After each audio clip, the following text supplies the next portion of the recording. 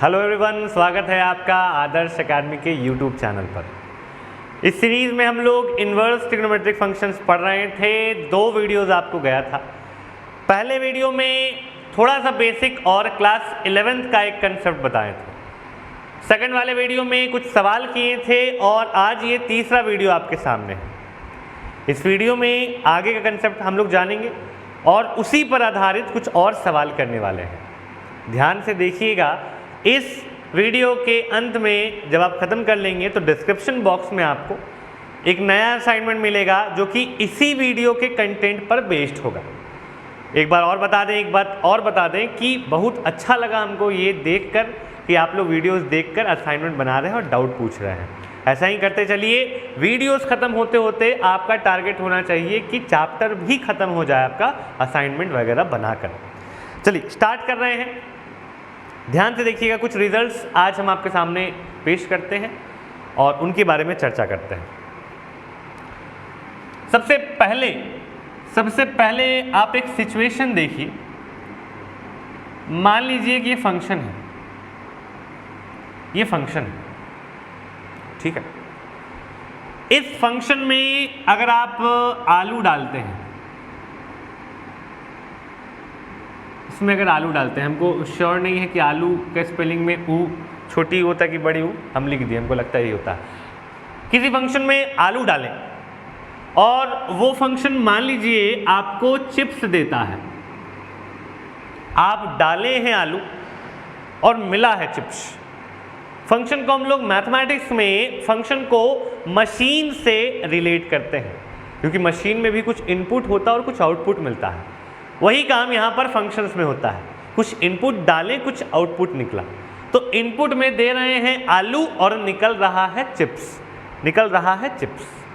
मान लीजिए कि इस मशीन का अगर कोई इन्वर्स होता होगा तो पहले तो उसका नाम होगा एफ इन्वर्स।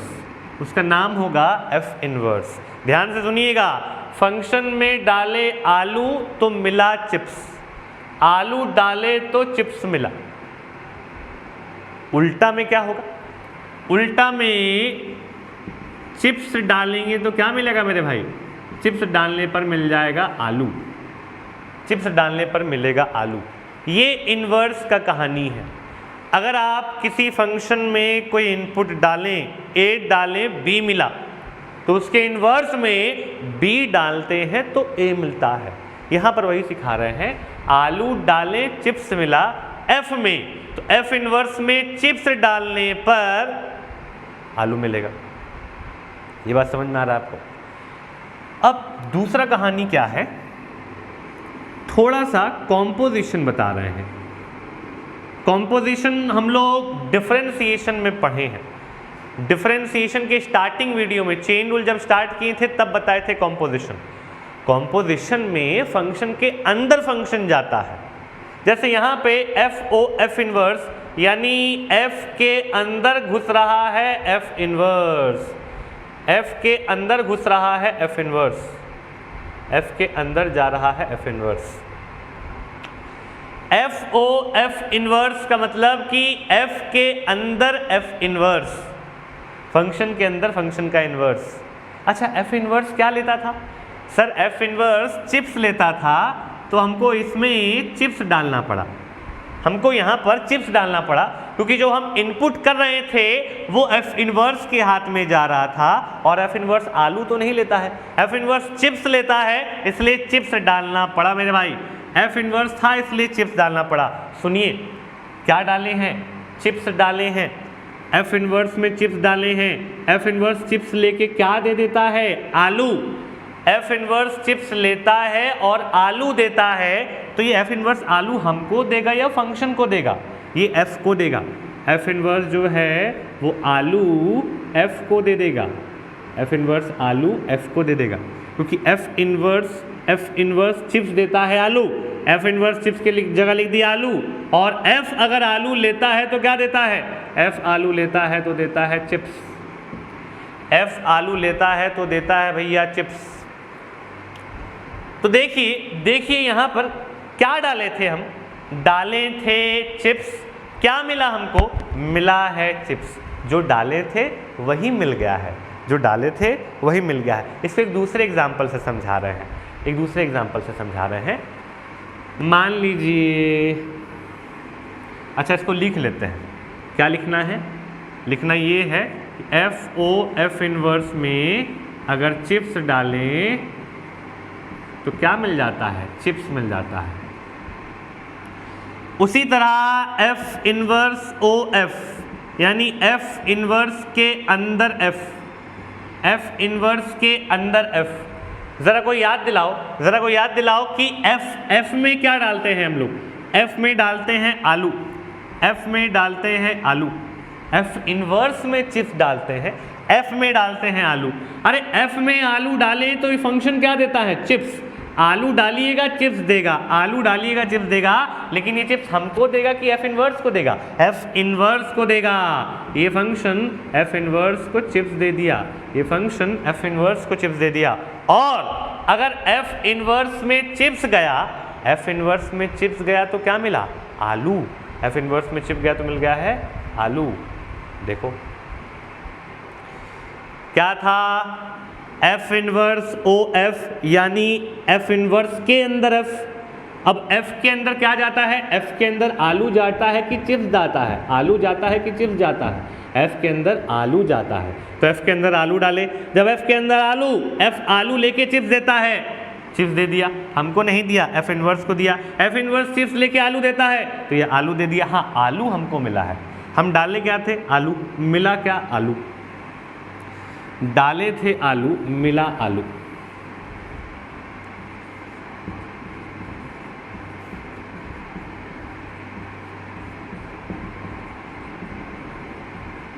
एक पैटर्न ऑब्जर्व कर रहे हो। अगर किसी फंक्शन का कॉम्पोजिशन उसी के इनवर्स के साथ लगा दें, चाहे आगे चाहे पीछे, तो जो डाल रहे हैं वही मिल रहा है,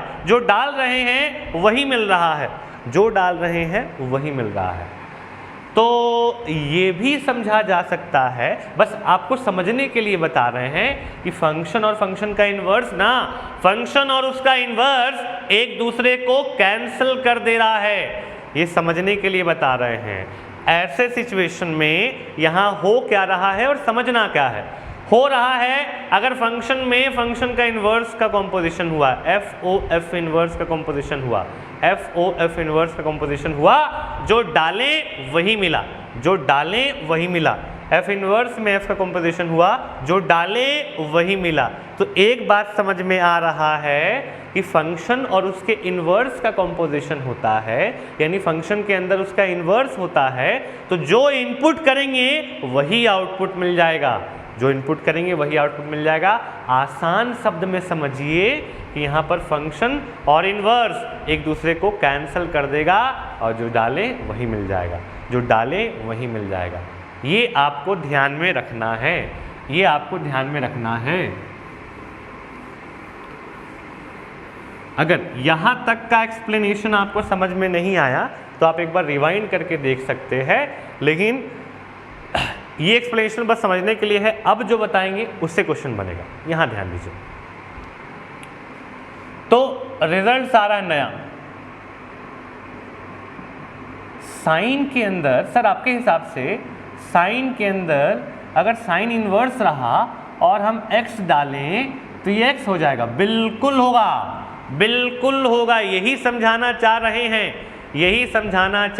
हैं कि फंक्शन में फंक्शन का इन्वर्स रहे तो आप जो भी दीजिएगा ना इन्वर्स को, वो बाहर उल्टी कर देगा। आप जो भी खिलाइएगा वो बाहर उल्टी कर देगा।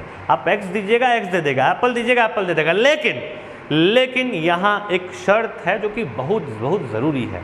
वो शर्त ये है कि जो x हम डाल रहे हैं ना, वो साइन इन्वर्स के डोमेन का होना चाहिए। और डोमेन रेंज सबसे पहला क्लास में आपको लिखाए हैं, याद रखिए, याद कर लिए होंगे आप। साइन इन्वर्स x x होगा, हाँ बेशक होगा, लेकिन हर बार नहीं होगा। कब होगा? जब x -1 से 1 के बीच में हो, जब x -1 से 1 के बीच में हो, ये ध्यान रखना है। अरे ये -1 से 1 कौन है सर? -1 से 1 उस फंक्शन का डोमेन है जो x को पकड़े हुए है। कौन पकड़े हुए है? इनवर्स की साइन, इनवर्स पकड़े हुए है सर, इसलिए x डोमेन का होना चाहिए, साइन इनवर्स के डोमेन का होना चाहिए। उसी तरीके से कॉस के भीतर अगर कॉस इनवर्स घुस जाए ना बाबू, कॉस के भीतर, कॉस के अंदर कॉस इनवर्स x आ जाए तो हाँ ये x तो होगा ही, ये x तो होगा ही, ये x तो होगा ही, लेकिन तब जब x डोमेन में हो।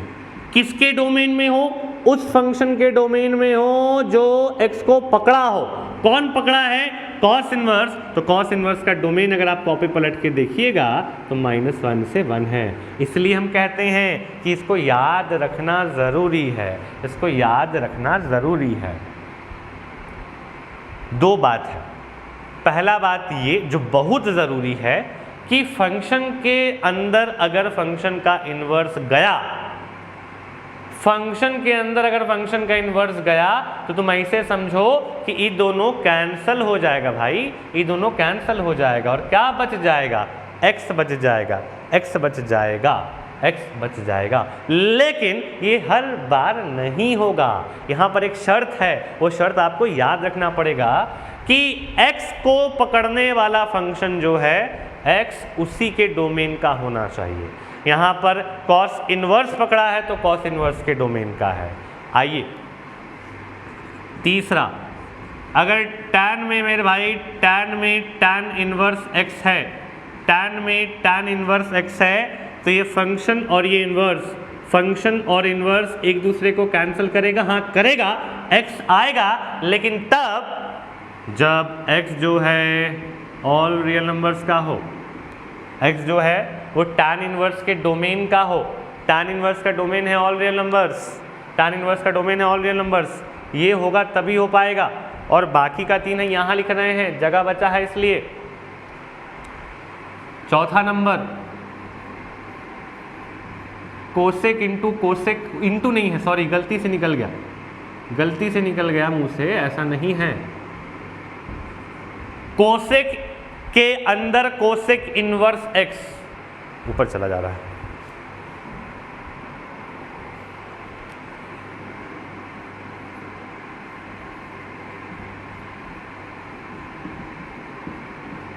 कोसेक के अंदर कोसेक इनवर्स x होगा तो ये भी x होगा।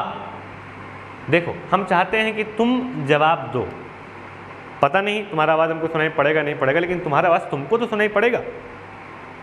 क्या लगता है ज़रा बताओ तो? हम सवाल अगर पूछ रहे होते कि ये जो x है, ये जो x है, ये जो x है वो किसके डोमेन का होना चाहिए? कॉस का, सॉरी कोसेक इनवर्स का कि कोसेक का? बताओ तो, x किसके डोमेन का होना चाहिए? यहाँ पर हाँ सही बोले, x कोसेक इनवर्स के डोमेन का होना चाहिए। कोसेक इनवर्स का डोमेन है ऑल रियल नंबर्स -1 से 1। उसी तरीके से अगर सेक के अंदर सेक इनवर्स आ जाए तो ये भी x होगा, लेकिन तब जब x सेक इनवर्स के डोमेन का हो, x उसके डोमेन का हो। उसी तरीके से कॉट के अंदर अगर कॉट इनवर्स है तो ये भी x हो जाएगा, लेकिन तब जब x कॉट इनवर्स के डोमेन का हो, x कॉट इनवर्स के डोमेन का हो। ये आपको टेबल बना लेना है और याद रखना है इसको। इस पे हम लोग सवाल करेंगे भाई, इस पे हम लोग सवाल करेंगे। ये इम्पॉर्टेंट चीज़ है, इसको आप हटा लीजिए, मतलब इसको नोट डाउन कर लीजिए। हम हटाएंगे, आप कैसे हटाएंगे इसको? आप इसको नोट डाउन कर लीजिए। ये नया रिजल्ट आया, बॉक्स में डाल लीजिएगा ज़रूर से, याद रखना है इसको। चलो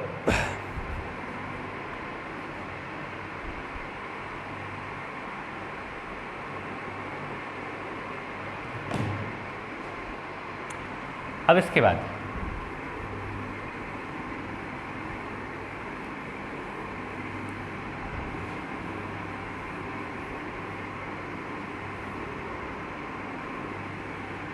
बाद ऐसा ही काम एक और बार किया जा सकता है।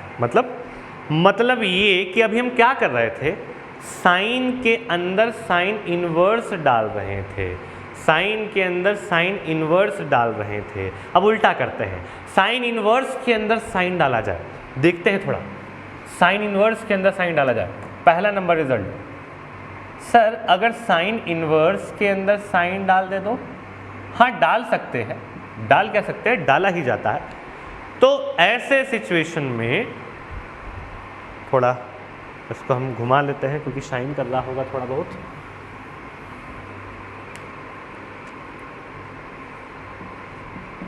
Sine inverse of sine x. यहां पर भी बाबू साइन इनवर्स के अंदर अगर साइन है, हम कभी डिफरेंशिएशन पढ़ा रहे थे तो ये बात को बोले थे कि ऐसा होता है। अभी फिलहाल याद रखो, कारण बताएंगे तो कारण बता चुके हैं आपको कि ऐसा क्यों हो रहा है, क्योंकि फंक्शन और उसका इन्वर्स एक दूसरे को लगभग कैंसिल कर दे रहा है, ऐसा बोल सकते हैं। साइन इनवर्स साइन को कैंसिल करेगा, साइन इनवर्स साइन को कैंसिल करेगा, तो क्या बच जाएगा, बच जाएगा x। साइन इनवर्स साइन को कैंसिल करेगा तो बच जाएगा x, लेकिन ये हर बार नहीं होगा, ये तभी होगा जब ये जो x है वो साइन के डोमेन का हो। हम क्या कहते थे, x को जो फंक्शन पकड़ा है उसी के डोमेन का होना चाहिए। x जो है साइन के हाथ में है, तो x must be from the domain of sin x। उसी प्रकार से अगर cos इनवर्स में cos x है तो ये भी x हो जाएगा, क्योंकि फंक्शन का इनवर्स और फंक्शन एक दूसरे को कैंसिल कर रहा है। लेकिन ये हर बार नहीं होगा, कब होगा, तुम समझ गए होगे। अब अगर तुम समझ गए हो ना, ये पैटर्न को तुम समझ गए हो, तो हम चाहते हैं कि ये 6 फॉर्मूला तुम अपने से लिखो, ये 6 फॉर्मूला तुम अपने से लिखो। वीडियो को यहीं पॉज करो, ये लिखो, कारण लिखो, ये लिखो, इसका कारण लिखो कि कब होगा, और हम भी यहाँ लिख रहे हैं। जब तुम लौटोगे तो मिला लेना बस। x यहाँ होना चाहिए 0 से पाई के बीच में,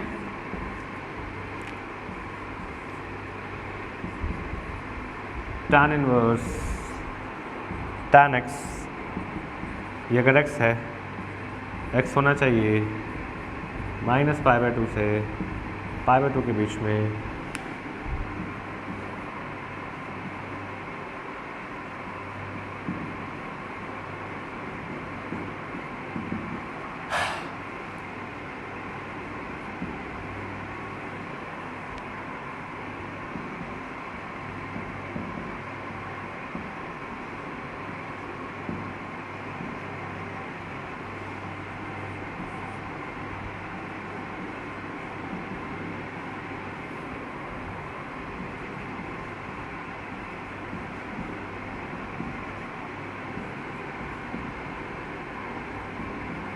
जो लोग अभी भी हमको बनाते हुए देख रहे हैं, भैया गलत बात है, तुमको जाके ट्राई करने के लिए बोले हैं। हम ही को देखते रहोगे तो नहीं सीख पाओगे।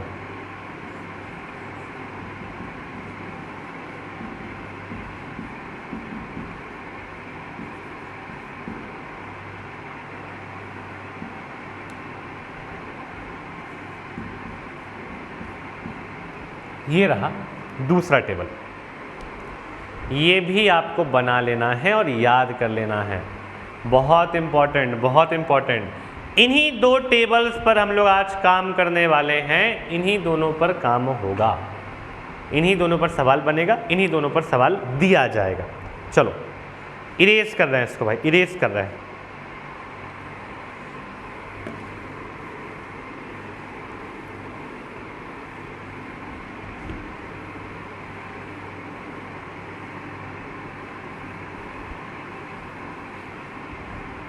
सुनो,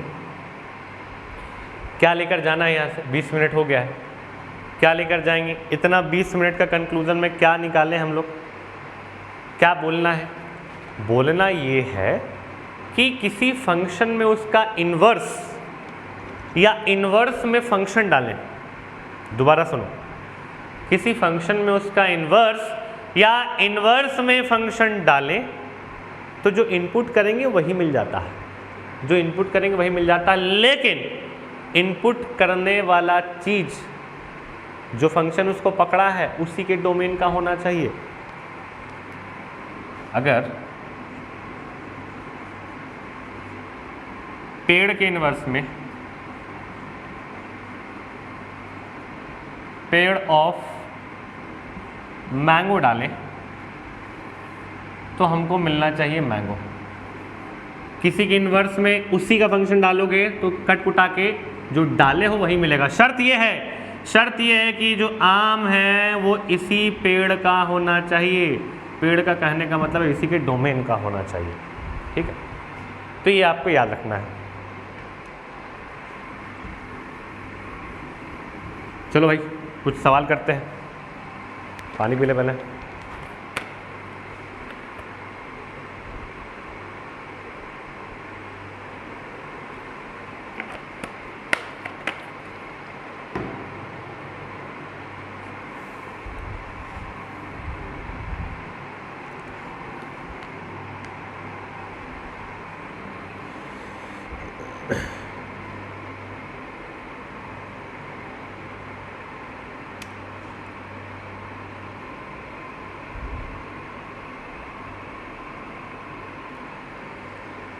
सबसे पहला सवाल है,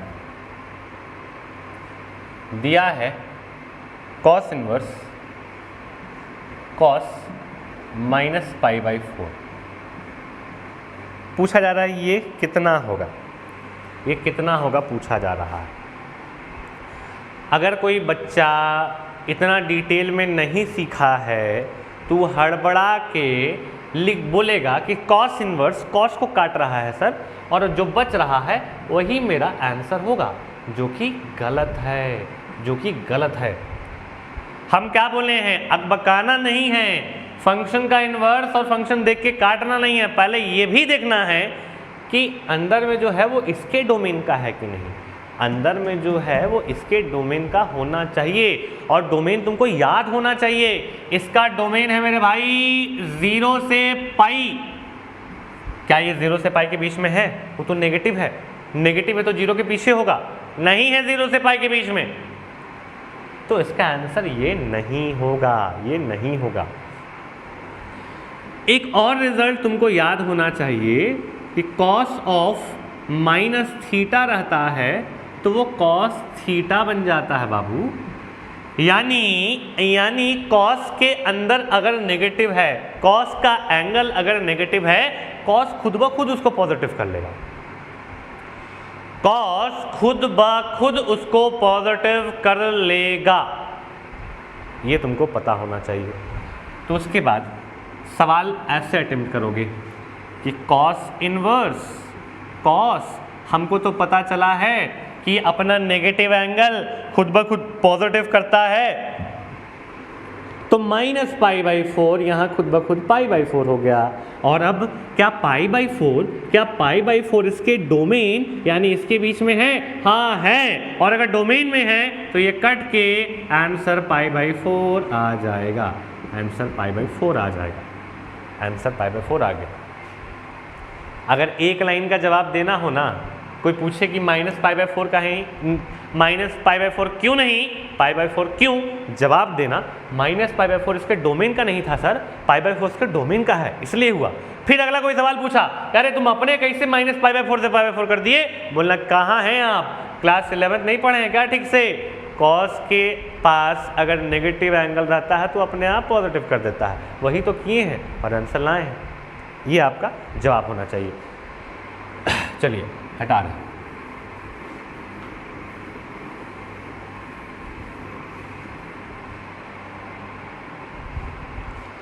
नया सवाल।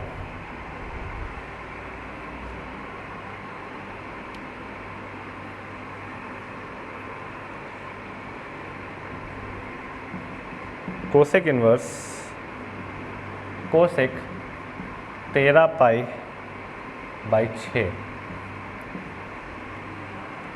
ध्यान से देखो, cosec inverse cosec 13 pi by 6, बहुत ध्यान से। क्या करें, आंसर लिख दें 13 pi by 6। Cosec inverse cosec को काट रहा है, बोल देंगे, लिख देंगे, हो गया। नहीं, सिर्फ इतना काफ़ी नहीं है आंसर लाने के लिए। हाँ, ये तो बहुत ज़रूरी है कि जिसका इन्वर्स बाहर है अंदर भी वही फंक्शन रहे, बाहर जो फंक्शन है उसी का इन्वर्स अंदर रहे, लेकिन इतना काफ़ी नहीं है, इतना सफिशिएंट नहीं है। देखना पड़ेगा कि ये एंगल फंक्शन के डोमेन का है कि नहीं, ये एंगल फंक्शन के डोमेन का है कि नहीं, वो जांचना पड़ेगा, पता करना पड़ेगा। तो ज़रा याद करो, इसका डोमेन क्या था? इसका डोमेन था माइनस पाई बाई 2 से पाई बाई 2 0 छोड़कर, मतलब कि माइनस 90 से 90। भाई मेरे ये जो है ना, ये अपने 2 पाई से ज़्यादा है, कैलकुलेट करोगे तो ये 2 पाई से ज़्यादा है, तो इसको हम लोग आंसर नहीं बता सकते हैं, इसको हम लोग आंसर नहीं बता सकते हैं, कुछ उपाय करना पड़ेगा, करते हैं। लास्ट क्लास आपको एक चीज़ सिखाए थे, उसी का इस्तेमाल कर रहे हैं, ज़रा बोलो तो। 6 के टेबल में 13 के नज़दीक कौन आता है? 6 के टेबल में 13 के नज़दीक कौन आता है? 6 के टेबल में 13 के नज़दीक कौन आता है? 6 के टेबल में 13 के नज़दीक आता है 12। तो इसको लिखेंगे 12 पाई प्लस पाई, इसको लिखेंगे 12 पाई प्लस पाई। हाँ, 13 पाई को लिखे हैं 12 पाई प्लस पाई। 12 ही क्यों? क्योंकि 12 ही इसके सबसे नज़दीक में 6 के टेबल में आता है। अलग अलग करें तो ये इसको 2 बार में काट देगा, 2 पाई प्लस पाई बाई 6। यहाँ आ गया है कोसेक, फिर यहाँ है कोसेक इनवर्स। अब सवाल पूछ रहे हैं 2 पाई कौन सा एक्सिस, याद करो, पाई वाला एंगल कौन सा एक्सिस में आता है? पाई वाला एंगल एक्स एक्सिस में आएगा, पाई वाला एंगल एक्स एक्सिस में आएगा। और एक्स एक्सिस में चेंज की नो चेंज, एक्स एक्सिस में चेंज नहीं होता है, तो यहाँ पर कोसेक ही लिख दिए, यहाँ पर कोसेक ही लिख दिए और एंगल दे दिए पाई बाई 6, एंगल दे दिए पाई बाई 6। लेकिन काम यहाँ ख़त्म नहीं हुआ, देखना पड़ेगा कि 2 पाई प्लस थीटा कौन सा क्वाड्रेंट में है। तो 2 पाई घूमने के लिए पाई प्लस पाई, यहाँ आ गए 2 पाई प्लस थीटा, घुस गए फर्स्ट क्वाड्रेंट में। 2 पाई प्लस थीटा यानी कि ये एंगल फर्स्ट क्वाड्रेंट में है, फर्स्ट में कोसेक पॉजिटिव रहता है, तो पॉजिटिव रहने दिए। यहाँ आया कोसेक इन्वर्स और कोसेक अब कैंसिल हो सकता है, क्योंकि ये एंगल इन्हीं के डोमेन का है, ये एंगल इसी के डोमेन का है, and the final answer will be pi by 6। तो पाई बाई 6 आपका आंसर हो गया। एक बार और समेट रहे हैं, देखिएगा। कोसेक इनवर्स कोसेक था 13 पाई बाई 6, 13 पाई बाई 6 को आंसर नहीं बोले।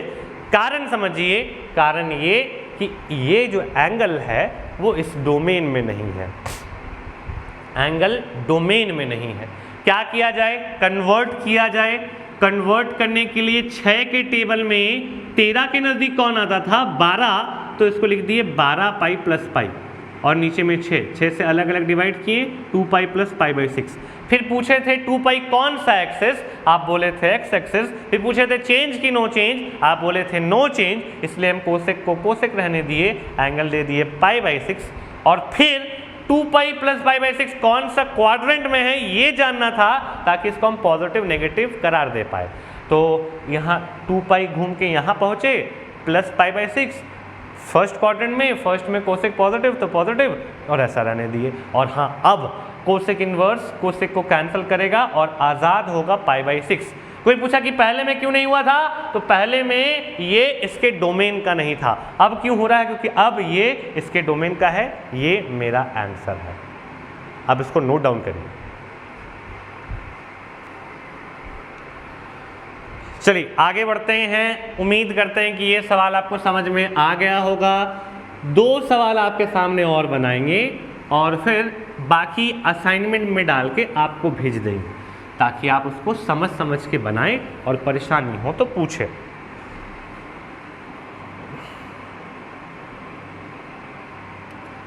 ऐसा ही एक सवाल कॉट इनवर्स कॉट 21 π/4। ध्यान से देखो, ध्यान से। कोई बोला कि सर यहां पे बाहर में कॉट इनवर्स है, अंदर में कॉट है, कैंसिल कर दे क्या? नहीं, रुको, ठहरो। सिर्फ ये काफ़ी नहीं है, बाहर में इनवर्स और अंदर फंक्शन होना काफ़ी नहीं है। इतने से काम नहीं चलता है, आपको देखना पड़ेगा कि ये एंगल इसके डोमेन का है या नहीं। क्या है इसका डोमेन? इसका डोमेन है 0 से π। इसका डोमेन है 0 से π। लेकिन ये तो साफा दिख रहा है कि ये π से बहुत बड़ा है। π से बड़ा है तो ये आंसर तो नहीं होगा, इसको छोटा करना पड़ेगा। और छोटा करते हैं तो कॉट इनवर्स कॉट ऑफ, जरा ध्यान से जवाब दो कि 4 के टेबल में 21 के नज़दीक कौन है? 4 के टेबल में 21 के नज़दीक है 20, तो 20 π + π/4। अब इस 4 को अलग अलग करें, डिवाइड अलग अलग करें, तो यहाँ आ गया 5 π और यहाँ आ गया π/4।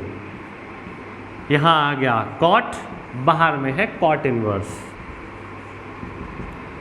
उसके बाद फिर हम आपसे पूछें कि 5 π कौन सा एक्सेस पर होगा?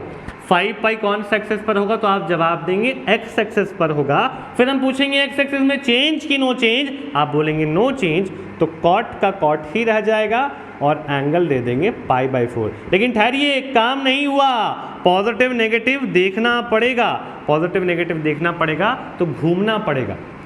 घूमने के लिए पहले 5 π घूम रहे हैं, ये होता है π, इतना होता है π। ऐसा 5 बार घूमना है, तो 1 2 3 4 5, ये आ गए 5 π प्लस π/4 के कारण थोड़ा आगे आना पड़ा। आगे आए मतलब थर्ड क्वाड्रेंट में आए, थर्ड में कॉट पॉजिटिव था तो पॉजिटिव है, और हाँ यही आंसर हो गया। मतलब इसको इतना लिख सकते हैं। अब कॉट इनवर्स और कॉट है, हाँ कटने का गुंजाइश है, लेकिन देखना पड़ेगा कि ये एंगल इसके डोमेन का है कि नहीं। क्या था डोमेन? 0 से π, यानी 0 से 180, ये 45 है। 45 तो है, ये है ना 0 से 180 के बीच में, तो ये कैंसिल हो जाएगा और आपका आंसर हो जाएगा π/4। यही किए हम लोग पिछले सवाल में भी, इसमें भी यही किए। और इसी टाइप का सवाल आपको असाइनमेंट में भी मिलेगा। बहुत ज़्यादा वीडियो का लेंथ बड़ा नहीं रख रहे हैं, इसी टाइप का सवाल आपको दिए हैं। हम सोचे थे कि 2 सवाल बना दें, लेकिन सारा सवाल एक ही जैसा लग रहा है, तो उसको आप ट्राई करिएगा। एक और बात बता दें कि अभी जो असाइनमेंट दे रहे हैं उसमें क्वेश्चन नंबर 11 से 16 है। 11 से 16 है। पिछले वाला में 1 से 10 था, इसमें 11 से 16 है, लेकिन 16 नहीं बनाना है, 11 12 13 14 15 तक बनाना है। 11 से 15 बनाना, 16 मत बनाना, 16 अभी तुम लोगों से नहीं बनेगा, ठीक है। तो आज का सेशन यहीं तक रखते हैं। उम्मीद करते हैं जितना चीज़ समझाएं वो आपको समझ में आया होगा। आप सवाल बनाइए और कोई परेशानी हो तो पूछिए। आज का क्लास यहीं तक। Thank you very much.